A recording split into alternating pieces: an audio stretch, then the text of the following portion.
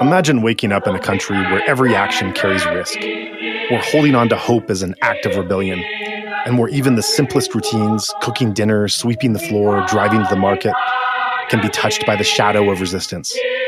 What would that life be like? At Insight Myanmar podcast, we're privileged to hear from those who navigate this reality every day, finding ways to persevere, create, and hope despite these immense challenges. Today, we invite you to listen to one such story.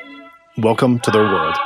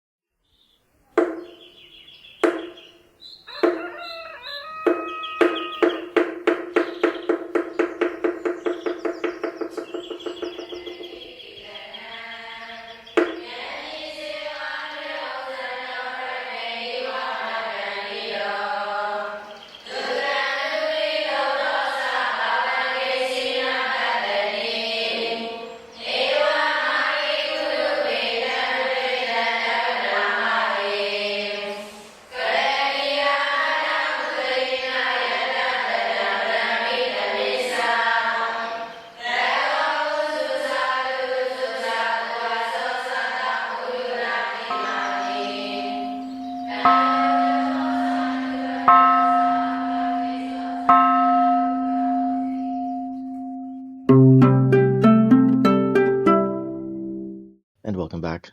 Today, my guest is Ma Cheria, and we are going to be looking at a variety of topics focused on the plight of Myanmar women, most of whom are living illegally or, at the very least, in uncertain legal circumstances in Thailand. We're going to be examining the Marxist feminist perspective on the labor struggles that have been taking place within Myanmar even before the coup, and obviously the negative impacts that the coup and the post-coup conflict period has had on the opportunities of workers, and again, particularly of women. But before we get into all of those, Ma Cheria, thank you very much for joining us. And I want to give you the opportunity to introduce yourself and tell a little bit about your background and your experiences for our audience. Okay, thank you, and thanks for having me here. So I'm Cheria, and I'm a labor researcher from Myanmar. Currently, I'm based in Thailand, Chiang Mai. So currently, I'm a research fellow at Chiang Mai University, and my research is related with the migrant labor in border areas like Mae South, Thailand. And I particularly look at the struggles of the women workers, especially in the informal factories or the home-based factories. And I particularly look from the Marxist feminist perspectives. And in addition to that, I'm closely engaging with the other labor unions and also the ethnic women organizations. And I have them like to conduct the gender and feminism training with them. And thanks for having me here. It's our pleasure. I want to start by sort of looking at your experiences and what brought you to where you are now. So can you tell us, what were you doing before the coup? So before the coup, like I might say, like I'm a social worker and I work with the non-profit organizations focusing on the informal peace based building sector and also the gender related work. And before the in the beginning of the military coup, like I joined the nationwide strikes, and when the military cracked when the military crackdown started in March 2021, I joined the flash mob strikes with other comrades from the general strikes committees, and also the along with my comrades at the general township strike committee members. And then I came to Thailand in 2022, and then I studied Master of Art in Public Policy at Chiang Mai University. Yeah. And so I sort of wonder about this. When you say you went to Thailand, What motivated that move? Did you go to Thailand because you didn't have education opportunities within Myanmar and because you wanted to examine the status of Burmese women abroad, or did you feel that you had to flee from the military and from the police as a result of your activism? So as mentioned before, I joined the flash mob strikes along with my comrades, and so like in early 2022, the situation is getting worse, and my comrades and we can no longer like conduct or organize the this kind of flash mob strikes, and some of my comrades also they got arrested. So I decided like to come to Thailand and also to pass through my education, Mm, uh, and also I believe that like by living in Thailand I can more get involved in the anti-military struggles and the uh, and pro-democracy movement. So mm, like instead of living in the inside the country, I feel like my contributions will be more like significant, so I can do more mm, contributions by living in Thailand. So that is why I decided to live and stay in Thailand. Yeah. mm. Excellent, excellent. So then let's look at what's going on in Thailand. Of course, the diaspora community exists in many different places, and the informal labor sector exists in many places. But I think Thailand is probably the largest destination for refugees from Myanmar. Would that be accurate? Yeah, that is true. According to the IOM, like they have an estimated number, and as of October 2024, there are 4.1 million migrants who are from Myanmar, and there are also like undocumented migrants and undocumented workers, and their estimated number is around like 1.8 million. And I think the situation is getting more difficult due to the conscription law and also the more political oppression from the military junta. Did you say 4, 5 million? 4.1 million, yeah. Really? That's it. Like the population of Myanmar is only about what 53 million people before the coup. Mm-hmm. So that's potentially close to 10% of the Yeah, entire population of the country. that is true. Since this before the Supreme Revolution, like there is also a mass migration from Myanmar side too, because due to the like long-lasting conflicts inside the country, and also the 2008 cyclone Nargis. Also, that is why like these kinds of factor they are contributing to mass migration to Thailand, like things before the coup. Yeah. There's still an enormous population to have in Thailand. And I think the first question that should be raised in this situation is that when you have such a large population, do they have their own internal economy? Because if you have, places like Masot, that even Chiang Mai have enormous Myanmar populations, it would be conceivable that they would establish their own little zones, their own areas where they predominantly do economic activities, and that they could make a living trading back and forth and creating their own sub economy within Thailand. Does that sort of situation ever eventuate? Mm. So uh we can see like in particularly in Mesat, we can see this became more for the Burmese populations, and also like even the Thai citizens they also speak the Burmese language. And that situation is it is obvious that Thailand we can relies on the migrant labor, but the thing is what the migrant workers what they have to do in Thailand is very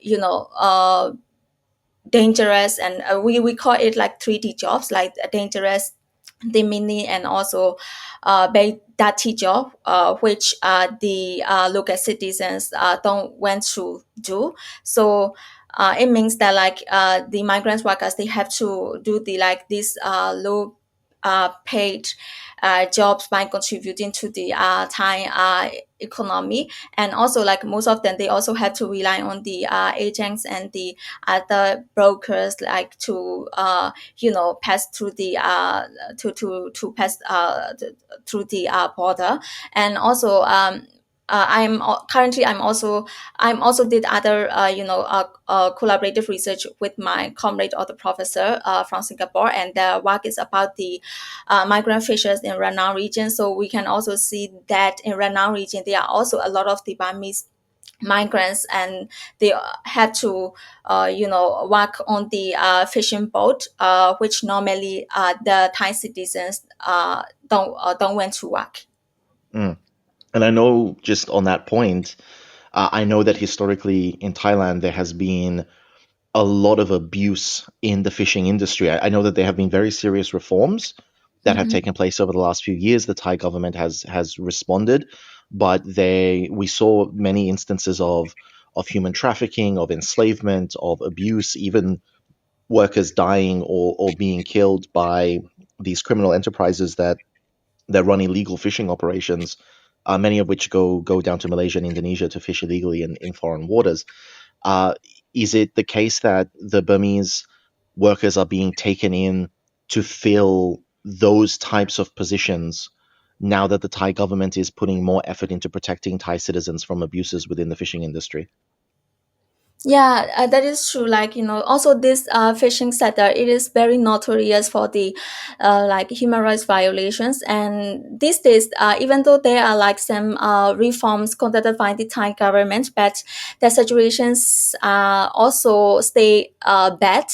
So the workers in the fishing boat, they still have to live in the precarious living conditions. They have to work the long hours. They receive the low pay, and also there is a high risk of the human rights violations on the boat, and also there is the forced labor and also death bondage. And also the workers, they cannot freely choose the employers too, because like uh well, there is a like difference between the South and Ranao region, because like in South and in the employers, they employ the like undocumented workers, like in my case the informal factories or the home based factories. Mm. But in the like fishing boat sector in the Ranao region, the employers, they only employ the workers who have the like documentation, who have the who have a complete documentation.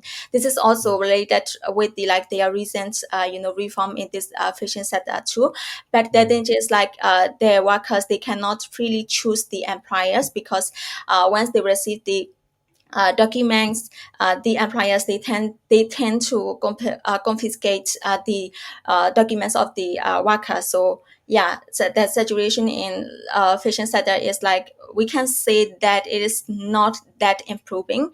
And the recent conscription law in Myanmar also has a huge impact on this fishing sector too. These days, like the employers, whenever the fishers, they complain about the rights violations of the precarious situations on the boat, what they said is like, you can go back to your country if you don't want to be, if you don't want to be employed anymore, or things like that. So Yeah. I found out such kind of the very sad stories when I did the interview with the fishers, and also the like labor organizations when I did free visit in Renang. Yeah.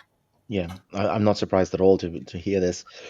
I also want to talk about the agents and the brokers that you talk about. It's very normal, very common in conflict situations, Mm. or situations when a country is unstable, that you have these groups and these individuals who take money to take people across the border.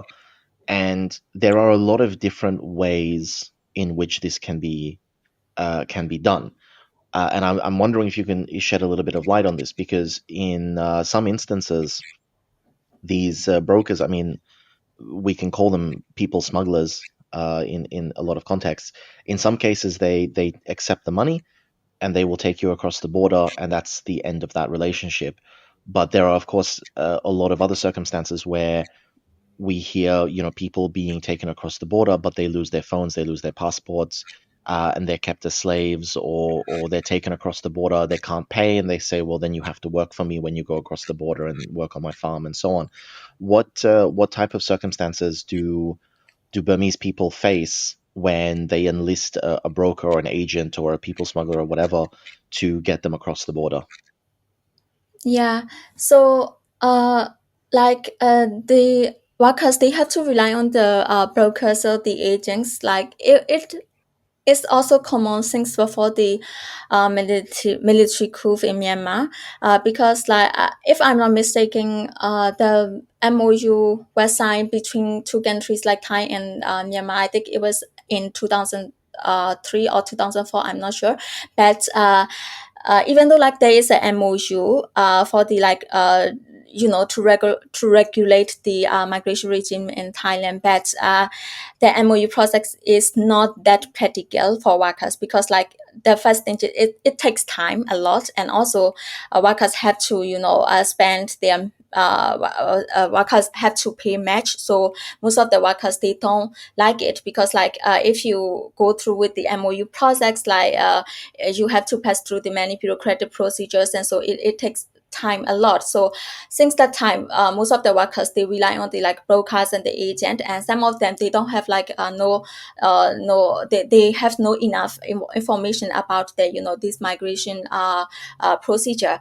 So after the military coup, it is getting worse, because brokers, they can also uh, it means that the brokers, they have the more tendency to exploit the workers. And but in renowned situation, migration to Thailand is happens through the more kinship relationships, rather than the reliance on the brokers. But in other parts of the Thailand, like in May South or Chiang Mai, reliance on the broker or the agent is more common. Yeah.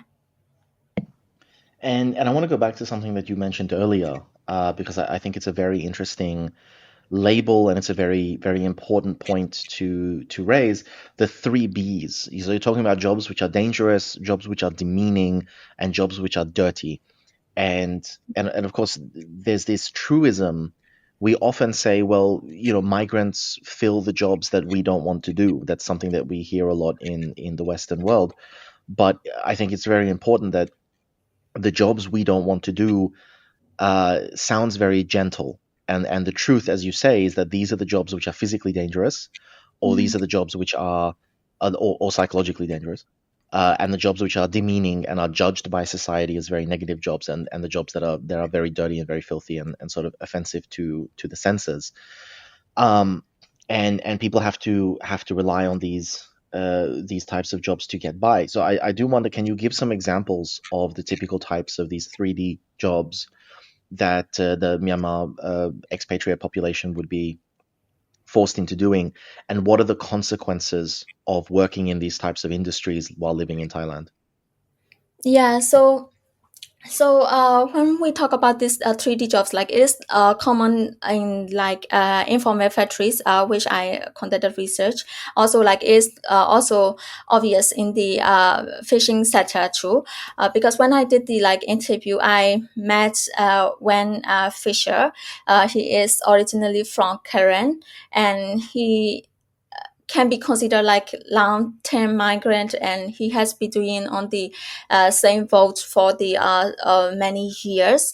But when I met him, he almost lost his vision, eye vision, because Mhm. he got the accident when he was on the fishing boat. And but the employers and the also the translators, they didn't take responsibility for him. So when he is when he go see a doctor at the hospital, there is also barriers for him, because he cannot speak Thai, and also he doesn't understand well about the Thai language. So when I met him, he almost lost his eye vision, and he is also jobless. And also the situation is very sad. And also there are also a lot of the other dead cases and also human rights violations on the boat. So we can see like such kind of 3D jobs, which the migrant workers they have to fill in, because apparently like the citizens they don't want to work in that sector. Also, like it is also common in the home-based factories or the informal factories too, because in the like home-based factories or the informal factories, it means like these factories they are not registered, so they can abide the taxation, for the Thai government. So now, like the minimum wage for the formal factory is around 352 Thai baht minimum wage. But if you work in the informal factories of the home-based factories, you just get the 100 180 to 200 time beds, and also the working hours are also very prolonged too. So it is very obvious that the Thai citizens they don't want to work, or they don't want to pay in that kind of situation. But migrant workers they have to work in the sector, and they have to face such kind of the 3D jobs. Yeah. Hmm.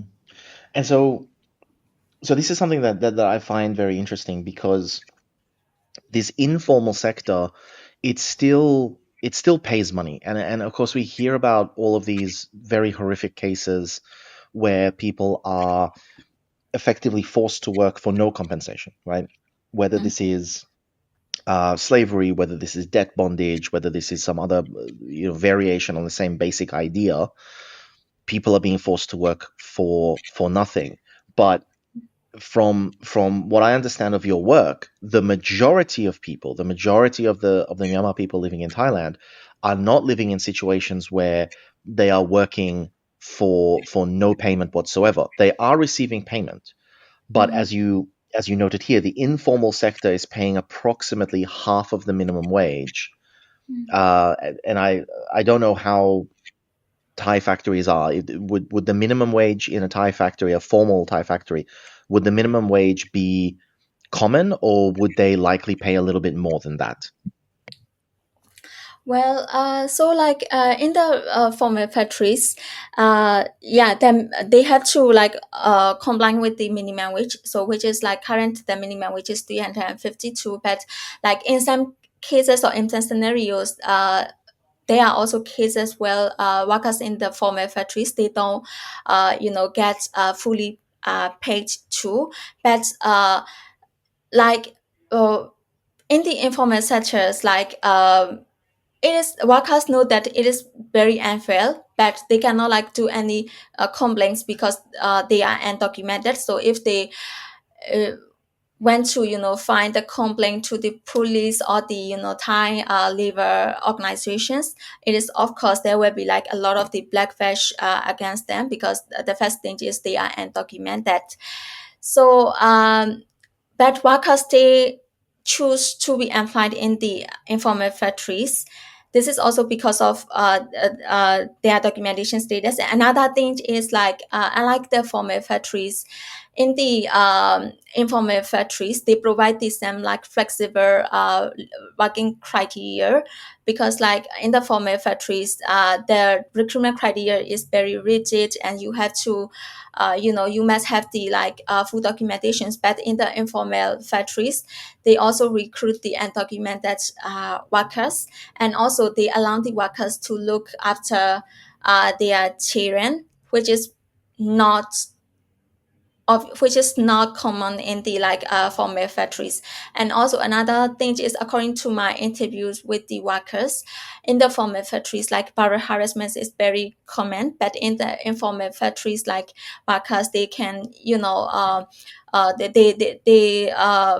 working environment is not that cruel compared to the like formal factories.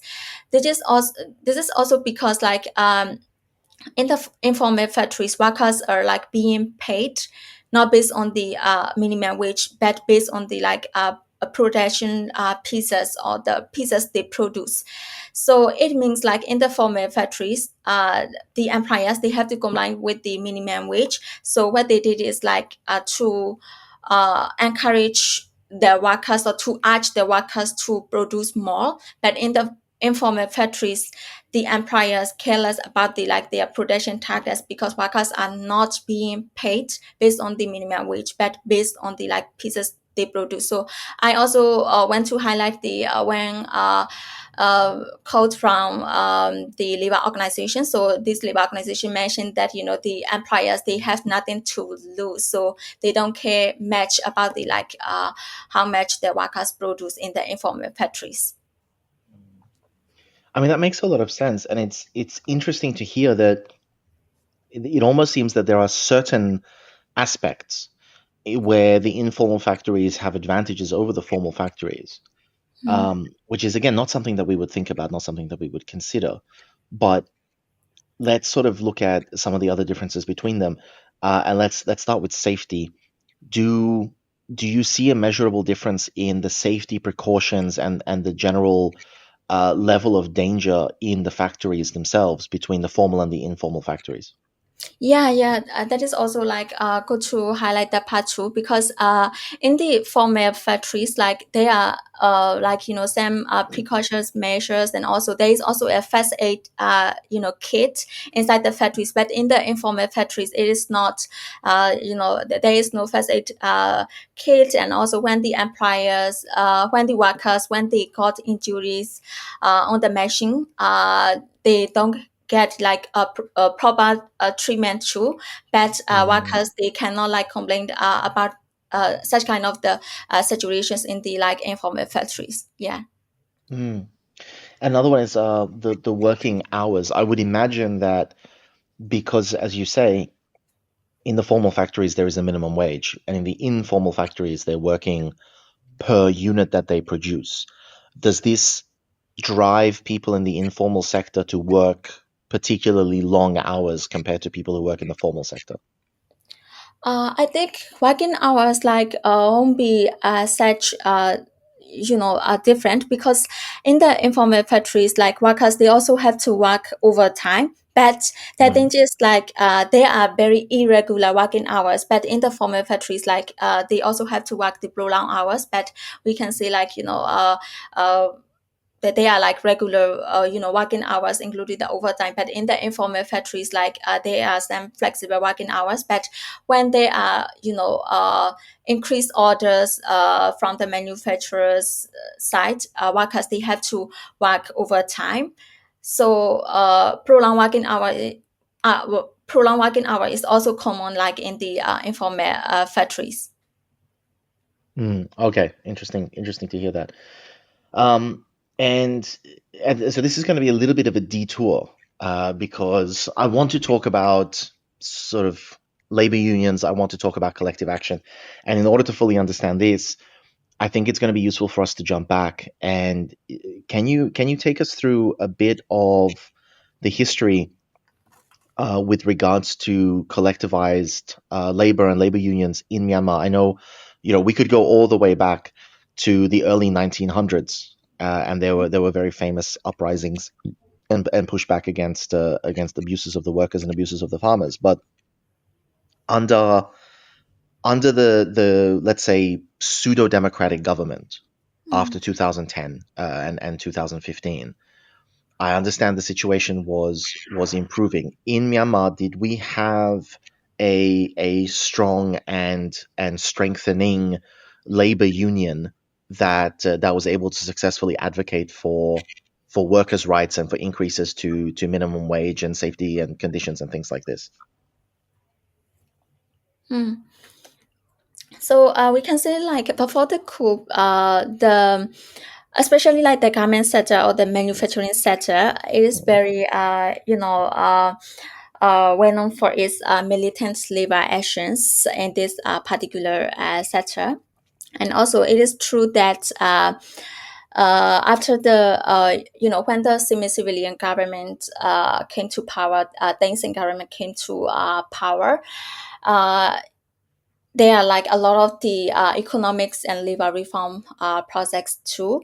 So in 2010, the government, they passed the labor law in 2010, and which legalized the formation of the trade unions in Myanmar. So in sorry, in 2011, they passed the labor law, and which legalized the trade union formation in Myanmar. And also because of that process, like there are a lot of the militant labor actions inside the country, especially in the manufacturing sector. And also the worker strikes are also very well known during that process too. But after the military coup, like after the military coup, like these workers, they also, in the front line by organizing the like nationwide strike. And so because of that, 60 labor unions and also other labor organizations are declared illegal. So along with that, like there are a lot of the union investing and also political oppression against the workers. And sometimes like the employers, they also tend to take advantage of the political turmoil to oppress the workers. So the situation between after the military coup and before the military coup is like very different too. Yeah. Interesting. And so this is the issue with the military coup. Those who would remember 2021, of course, we saw early, I think around March, massive fires in Haindaya, a very important industrial zone in Yangon. This is something that we've spoken about on this podcast many times. It was covered in the media quite a bit. And the factories were being burned, and there was a lot of commentary at the time that this was because, well, the factories are owned by Chinese companies, and the Burmese people wanted to send a message to China and things like this. And ultimately, it transpired that the real motivation was that the workers were angry and they were scared that under a military regime, all of the progress that they had made over the last 10 years with regards to collectivized bargaining, labor unions, things like this, would be wiped, and they would fall back, and they would be making less money and working longer hours in a country where now prices were increasing. And so what I'm wondering about with regards to this is there any type of push for collectivized bargaining or labor formation, union formation, in these informal factories in Thailand? Obviously, the Burmese are in a very precarious position. It's very dangerous for them, but there are a lot of the Burmese, and the factories are dependent on them. Have you heard of any examples of unionization or the beginnings of unionization within the informal sector?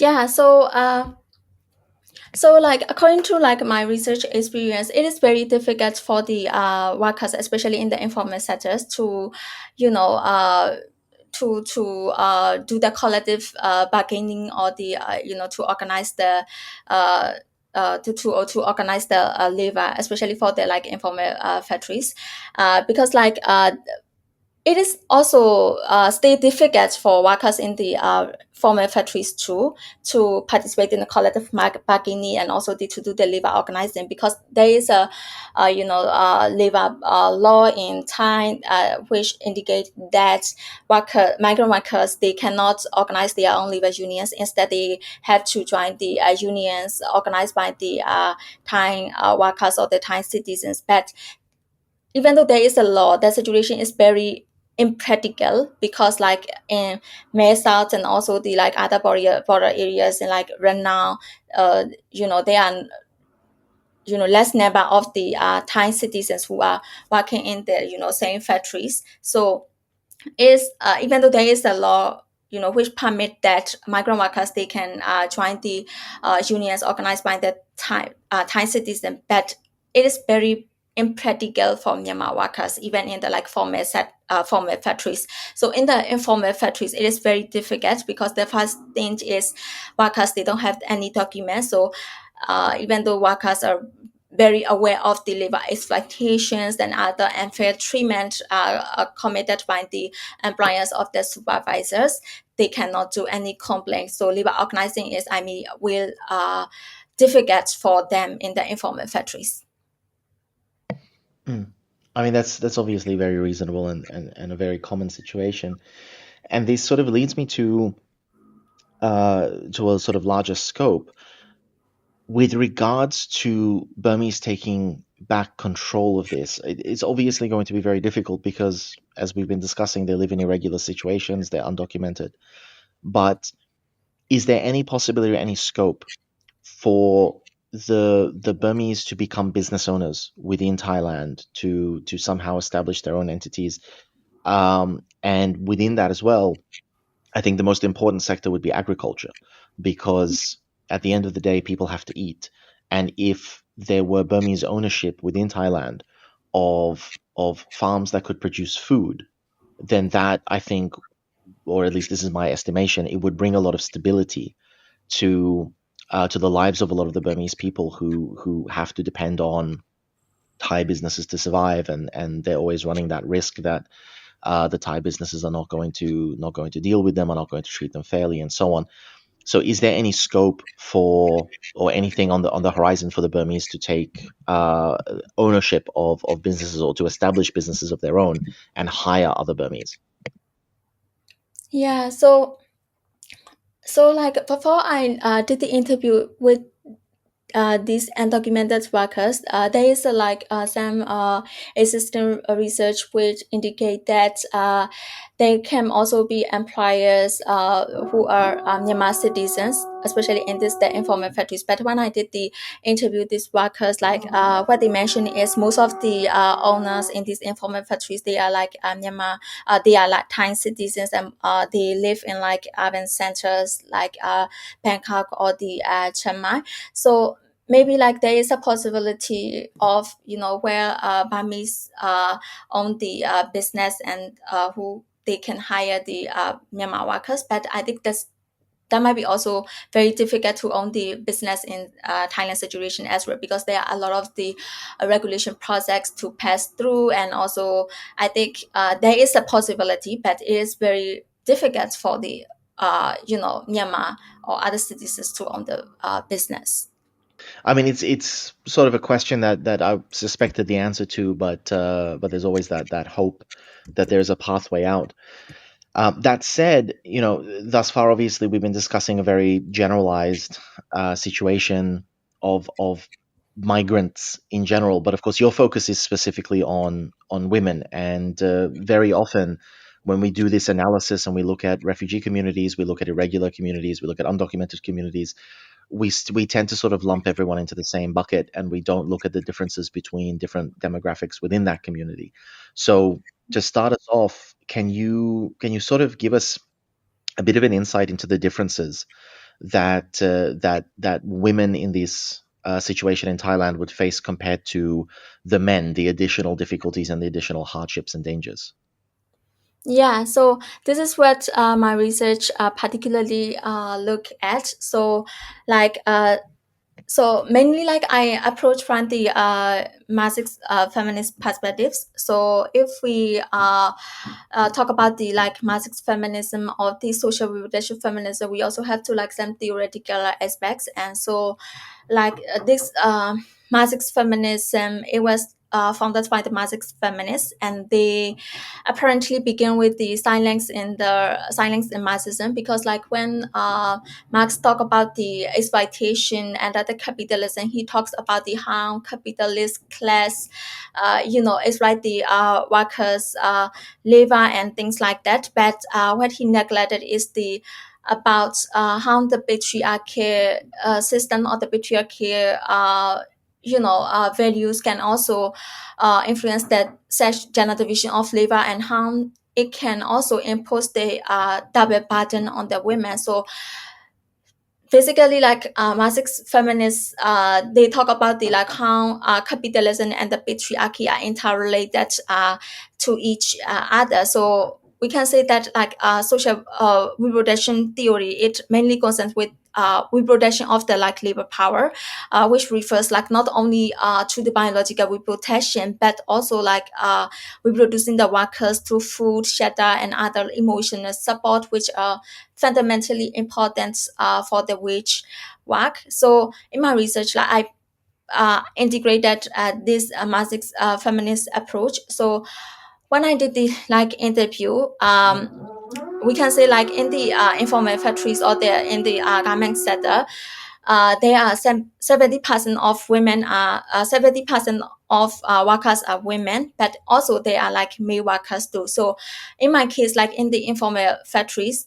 like there are some cases where both husbands and wives, they are working in the same factory. There are some cases like that too, but the difference is like women workers, they have to perform most of the household jobs, and which are also neutralized as the women's duty.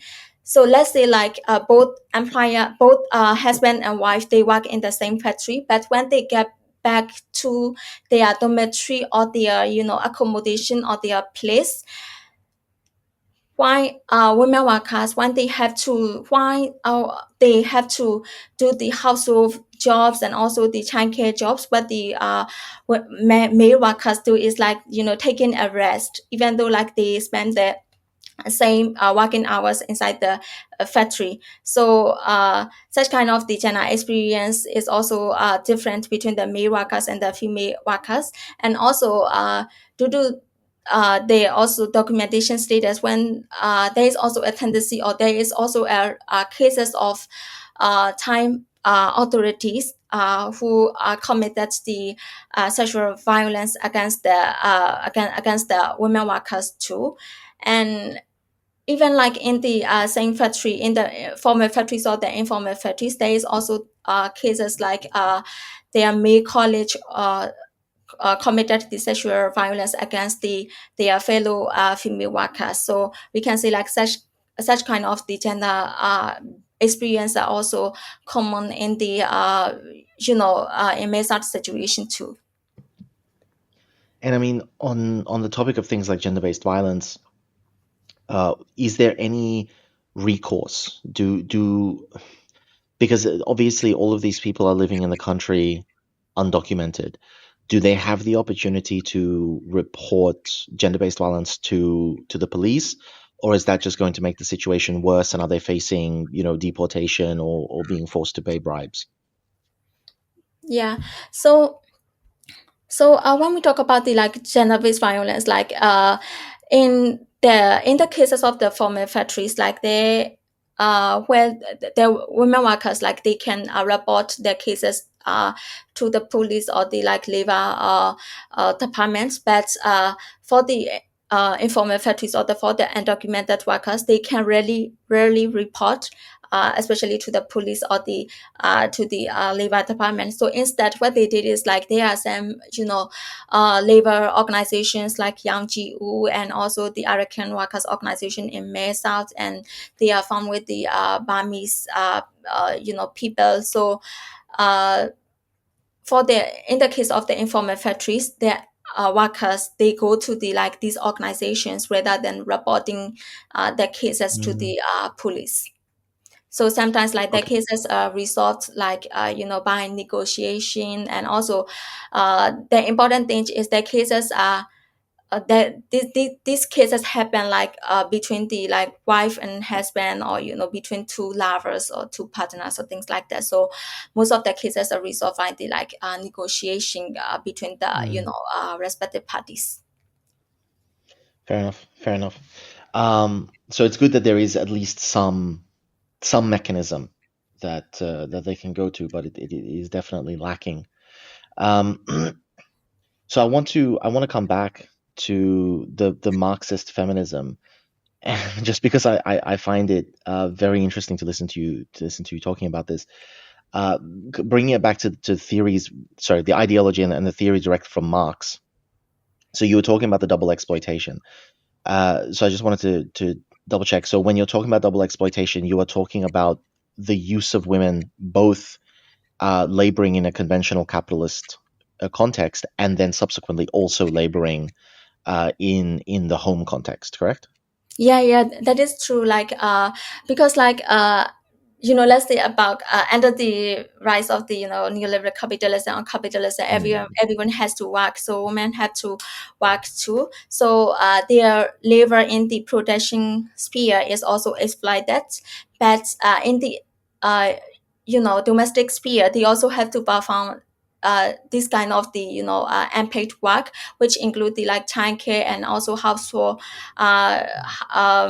domestic labor, and also other elderly care too, which are clearly unpaid. So what Marxist feminists pointed out is that capitalism not only exploit the labor in the production sphere, but also the labor in the social reproduction sphere of the domestic sphere. So apparently, like the unpaid labor in the social reproduction sphere is need to be performed by women. Also, it is also neutralized as the women's duty.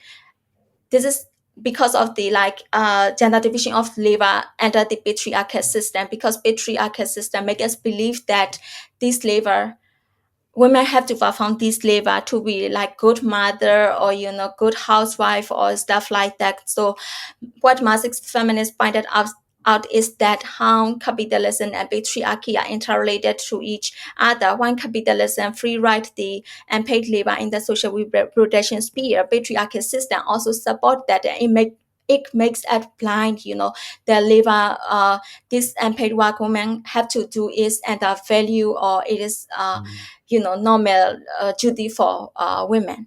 Yeah. Mm. And so this, what is fascinating about Marxist feminism is because obviously Marxism concerns itself very greatly with the nature of capitalism and the inherent exploitation that exists within a capitalist framework, and feminism naturally tends towards the examination of patriarchy and the intrinsic harm that comes from a patriarchal system. And so, sitting at the intersection of these two ideologies, do you feel that capitalism and patriarchy are intrinsically interlinked? That if we have one, we are naturally going to have the other? Or do you believe that it is possible to separate these two things out and have a non-patriarchal capitalism or have a non-capitalist patriarchy? So I'm not only me, but also like other, feminists or the Marxist feminists or intersectional feminists, what they pointed out is that like these two systems, they cannot be seen as separate because they are like related to each other. If there is a capitalism, is it they also like a patriarchal system? Is it so? What Marxist feminists pointed out is that like in the revolution we have to abolish like both of these systems together, like not separately, because they are intersected and they are completely related to each other. Mm.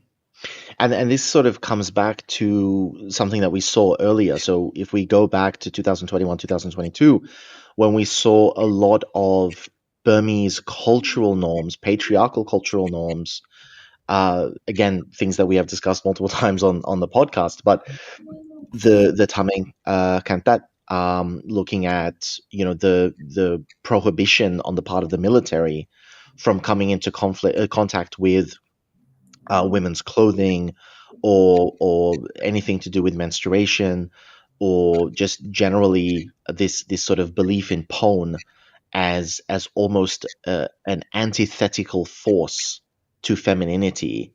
And then of course we saw youth in the Gen Z challenging this directly by wearing tamain to sort of ridicule the military's belief in these sorts of systems.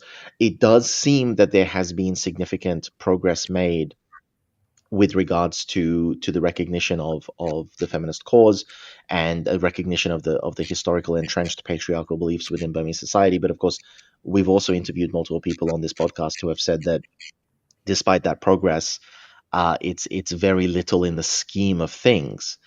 And I wonder whether the Burmese who are living in these situations in Thailand, the people that you have spoken to, the people you've done your research with, do you find that they are more motivated to move away from these patriarchal norms and societal norms because they're living in this situation where they have to struggle and they have to find new solutions to a very uncomfortable reality? Or does it cause them to sort of double down and fall back even harder into the patriarchal norms that were taught to them when they were children?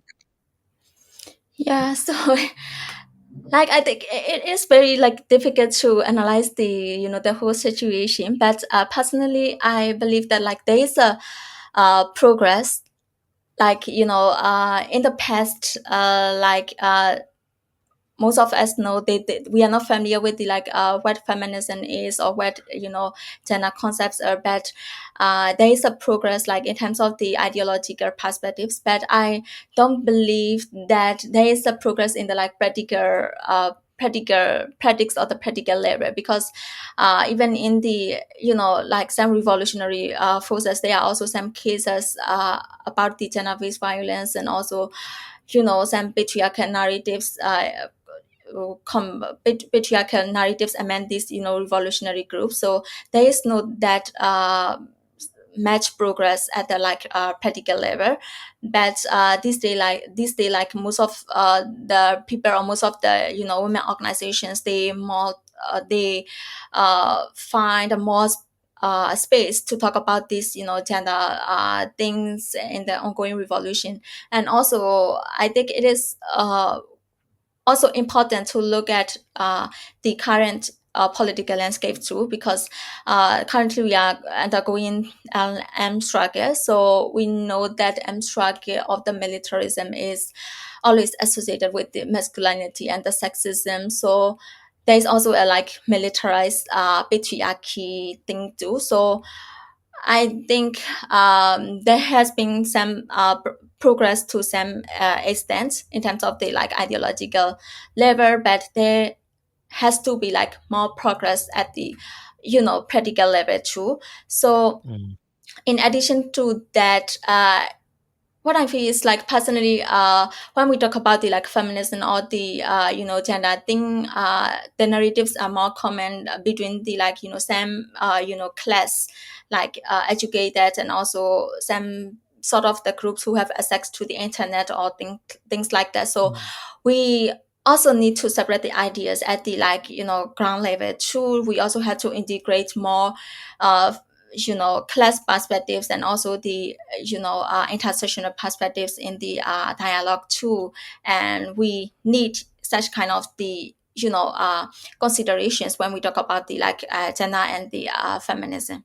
Also in the Yeah. meanwhile, like there are some online platforms where they advocate for the like women's issues and feminism issues, and also queer issues. Like they are also like producing or presenting the many interesting articles and the dialogues and the interviews too, uh, which are very rare in the past. But we can see like such kind of arrangements we can consider as a progress, like at the ideological level or the ideological sphere. Yeah. We want to highlight a particular case that arose, and that should give us a little bit of illumination on the human element of all of the things that we've been discussing, predominantly in the abstract and the ideological up until now.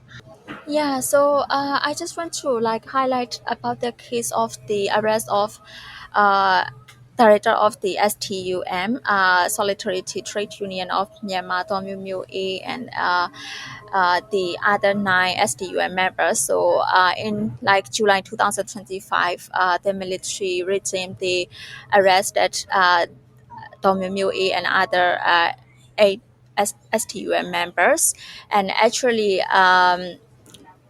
Uh, Dong A was also arrested in April 2021, and she was in prison for 6 months, and so this is her second time. So I think it is also very interesting to mention like how STUM was established in the first place. So STUM, Solidarity Trade Union Myanmar, was founded in 2016 due to dissatisfaction with the some male-dominated union culture and also the patriarchal practice of the union. So actually, like we all know that the government said that they employing like 90% of women workers, but when it comes to the like labor unions, there were like some patriarchal practice within the union, and most of the decision makings were done by the male unionists. So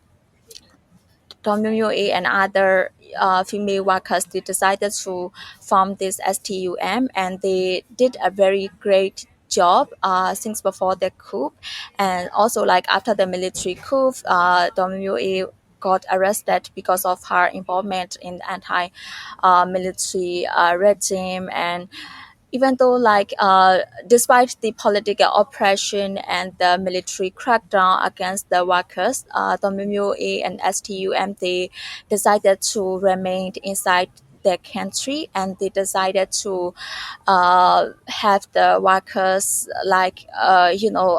to access the collective bargaining and other dispute resolution mechanism, and they did a very great job. But in July 2025, she got arrested again. And I think it is very important to mention her case. Yeah. Hmm. So, what what do we know about these arrests? Obviously, the the circumstances in Myanmar are pretty bad.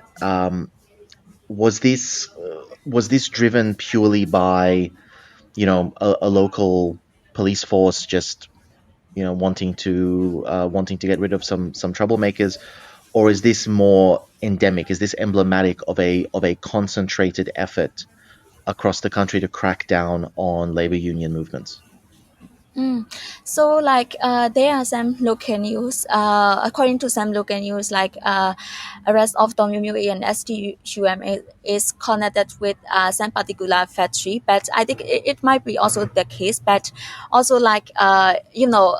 sometimes like most of the people tend to see the labor movement in Myanmar as apolitical. But I don't feel like labor movement is apolitical at all, and they are some political substance as well, because they are opposing against the military junta and also against the ruling class, which means like employers. So I think the labor movement in Myanmar was never apolitical at all.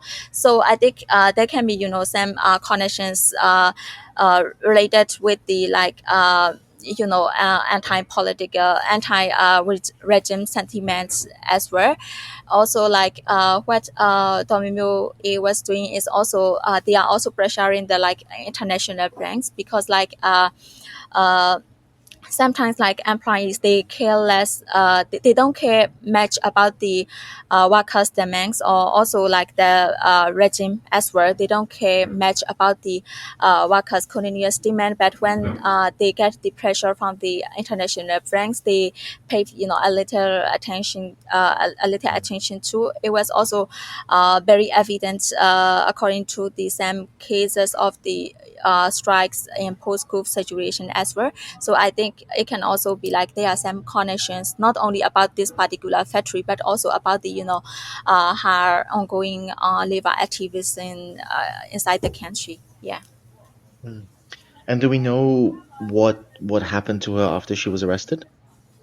According to the latest information, she and other STU members, they are still in custody.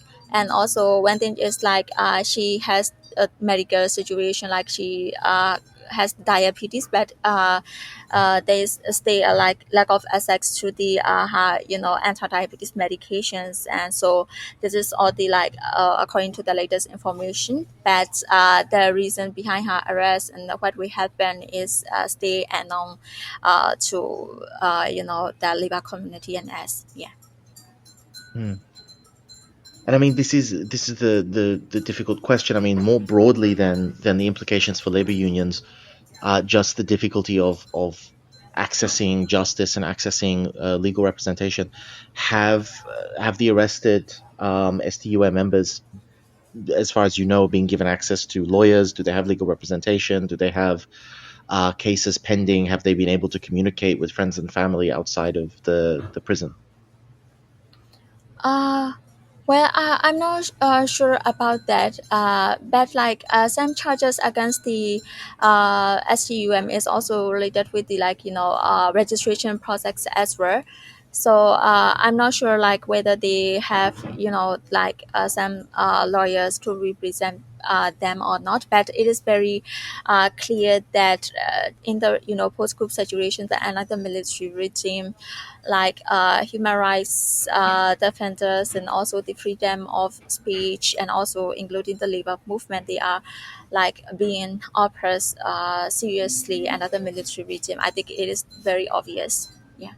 Mm, And also like lack of access to the justice as well. yes. And of course, for coming back to our sort of recurring theme on the Marxist feminism, so STUM exists in sort of opposition to, I mean, maybe that's a little bit of an aggressive word, but it exists to counterbalance the Myanmar Trade Union Federation, NTUF, which Mm, which they would argue is very male dominated and therefore does not accurately or does not effectively advocate for the needs and the rights of women within the labor force. The question then becomes, by contrast, how has the MTUF been treated by the regime? mm, mm. Yeah, like like she also has a like a strong character and like due to the patriarchal practice of these labor unions, like due to the patriarchal practice, like women have like limited access to the decision making level, even though like most of the workers in the factories are women. So Mm. yeah. You actually participate in training for ethnic women's organizations, if I'm correct, discussing these very same things. You're talking about gender and you're talking about feminism and patriarchy and all of these problems and raising awareness for this. Can you tell us a little bit more about what what is involved in this type of training that you do, and what is the intended outcome of this training? I conducted this training like online, but I went to do it like in person. But it is impractical for me because I have to go to the like this particular ethnic control area. So I just conducted online, and I believe that like such kind of the feminism training or the gender training, it is better if we conduct them in like in person rather than online, because there are a lot of the dialogue and the discussions to be made, because we cannot like teach the feminism, but we just have to learn, or we just have to reflect our lived experience of the to connect with the like other people experience. And so if we talk about the feminism training or the gender training, we need to be conduct like that. But I had to do that online.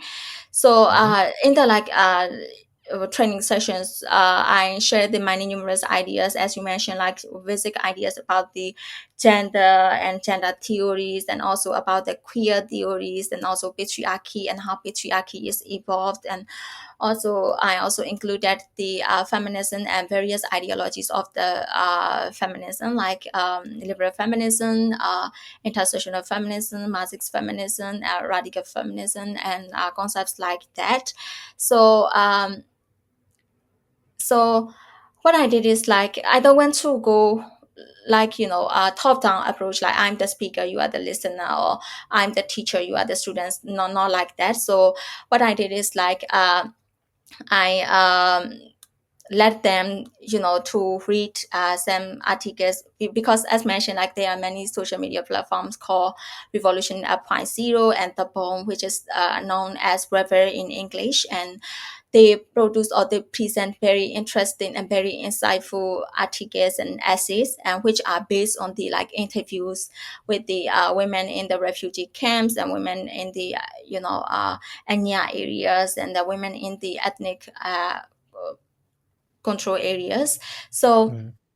I let the participants to read them and let them to discuss about them. And then in the main session, I discuss with them again. And there is also a dialogue and also very insightful and very fruitful discussions, I believe. And Mm. there are also like questions and the answer. And based on the discussions, I share the like theoretical concepts with them. And Mm, sometimes I also invite the like other feminists and labor organizers in the session, and they talk about their experience, especially like from the feminist perspectives. And also I think that is good, because rather than listening to my opinions only, the participants, they can also learn about the ideas who are actually doing a great job at the ground, and by engaging with the people on the ground. So yeah, this is what I did with mm, these ethnic women organizations. Yeah. mm. And do you ever, this is what I wonder, do you have follow-ups with these organizations? Because I'd be very curious to know what the impact of this type of training is. I know that there are many different groups that do this type of training, and as a result of this type of training, women in these communities are more aware, they are more able to stand up for their rights, they're more able to push back against exploitation by men, and it leads to a higher level of equity within that community. I just Mm. wonder, do you follow up with any of these communities to see what impact the training has had? Mm. So like, even though like I have the close relationships with them, and I'm still like provided the ongoing support to these organizations and their associated groups, but that is just like when we talk about the like feminism or the gender, like the impacts are very, I mean, is they takes time, right? They takes time. So it's very like really very rare to see the like immediate impact. So even though like there is a like follow up and the close close contact with them, we cannot like dig into like many impacts, but they are also like currently doing a very important job on the ground, like in the village level. So I think even though the immediate impacts are stay hard to see or stay hard to follow up, but I think their concepts, they get a very important, and it might be a big contributions to their ongoing activism or to their ongoing work. Mm. And I know you said you deliver this in a variety of different areas and you're teaching it online. I'm just wondering, again, coming back to the topic of the Myanmar community who's living over the border in Thailand, is there any sort of difference in what you feel you need to teach or what you feel you need to discuss when you're trying to give this type of training and education to women's communities within Myanmar, within their own, let's say, historical traditional territories, and Mm. communities that have had to flee across the border? Mm. So like especially like in the border areas, like the dangers, I think especially in the informal factories workers, they most of them like they don't know about much about the like labor rights, and also like they don't know much about the like gender concepts too, because when we talk about the gender based violence, uh, between the husband and the wife, sometimes like their cases are less obvious, because sometimes women workers, they fail to complain them because they don't see it like there is a problem, or like men beating women is considered as normal for them. So I think it's still important to separate such kind of the concepts, including the like labor rights, surgery labor rights concepts among these groups too. But it is very difficult for them like to accept such kind of the concepts, because they are already living in the like precarious working conditions without with limited assets. So yeah. Fair enough. And just on the last topic on this, because you say they have limited access and they have limited opportunities. I wonder if there's anything you can speak with regards to what I would call the resiliency strategies of Mm. women living in these conditions over the border in Thailand. Is there anything that you've noticed that women have been able to do, or any way in which women have been able to rise to meet the obstacles and the challenges and the difficulties and the dangers that they face in this new context, that helps them to stay more safe and that helps them to stay more successful? Hmm. So, so I believe that it might be very difficult for them, like to find a better way or to find a good way, especially after the, in the post-coup situation. Because when I interview, I also met the same uh, people who are who joined the CDM movement, civil disobedience movement, and they are also currently employed in the informal factories. And some of them, like they know that what the employers do or what the translators do to them is very unfair, and it is unfair that they cannot do like any complaint, or they cannot leave their job, because if they get deported to the country, they might have like end up in jail because of their CDN involvement in CDN movement. So the situations in the like mesa contest in Thailand, especially in the informal sector contest, it is very difficult for them. Also, like as mentioned, like the wages they get are very low, so it is inadequate for them to survive, given upon the the prices, the price increased prices of the accommodations and everything in mesa contest. And also another thing, just like uh, for their children, like to access the education system, time public education system is also very difficult.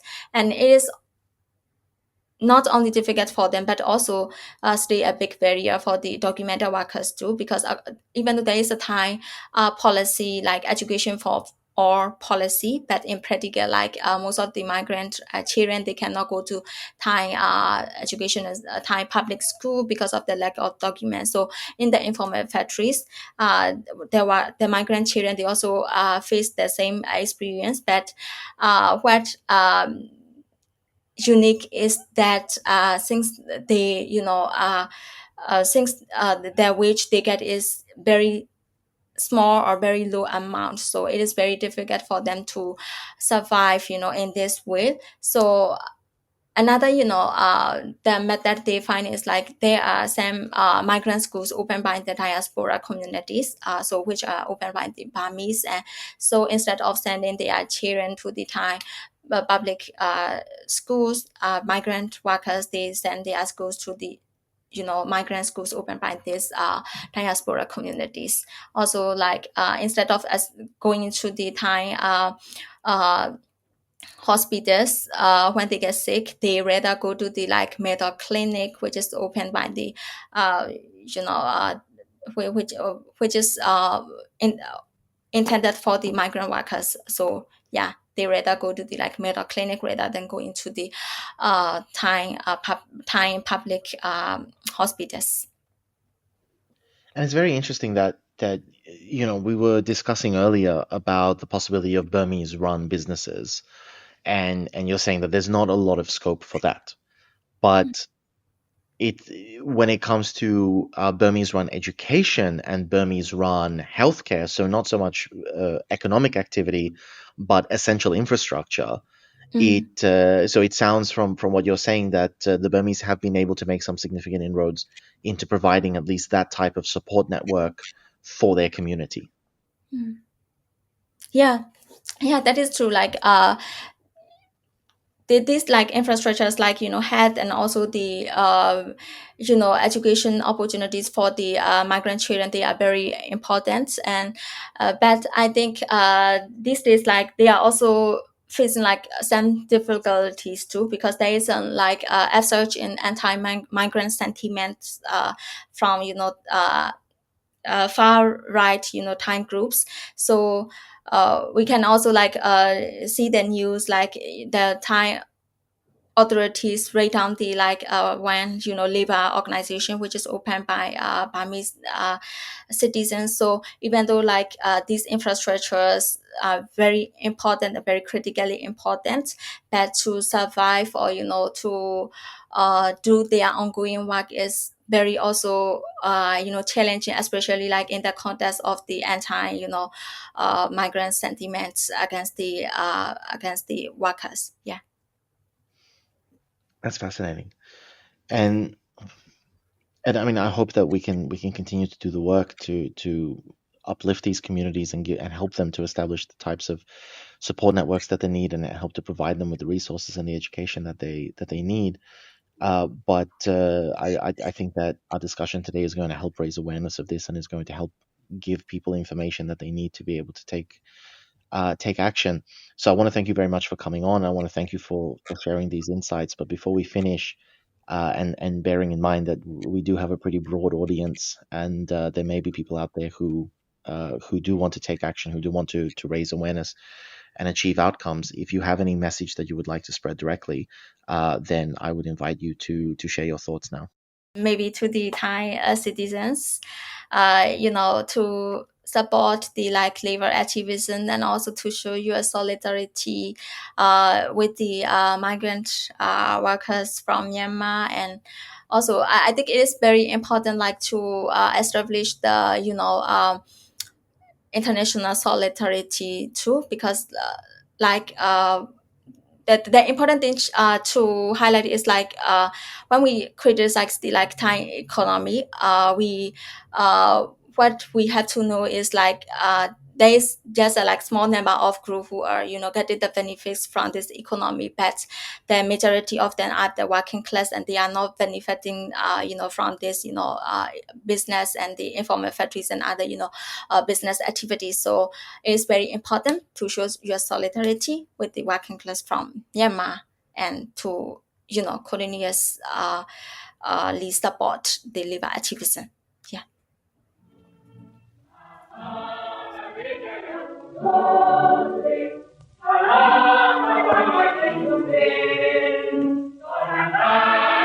Thanks for taking the time to listen to this episode of Insight Myanmar podcast.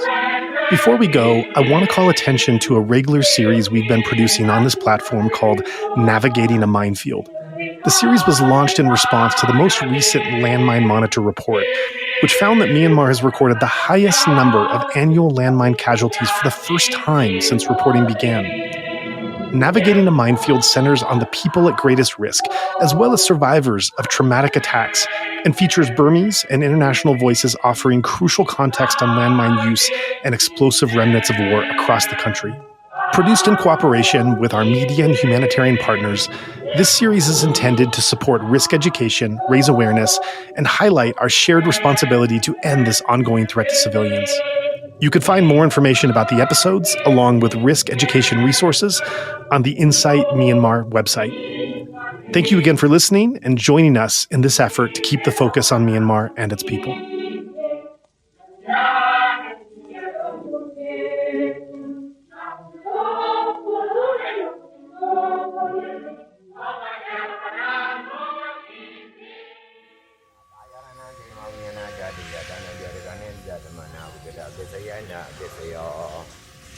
Ora bayara nanga ya unya na dadu ya danan biari gane zada mana we gara besaya na besaya Oba yara nanda da yara nanga na yara na ya da yara na boda ba yara na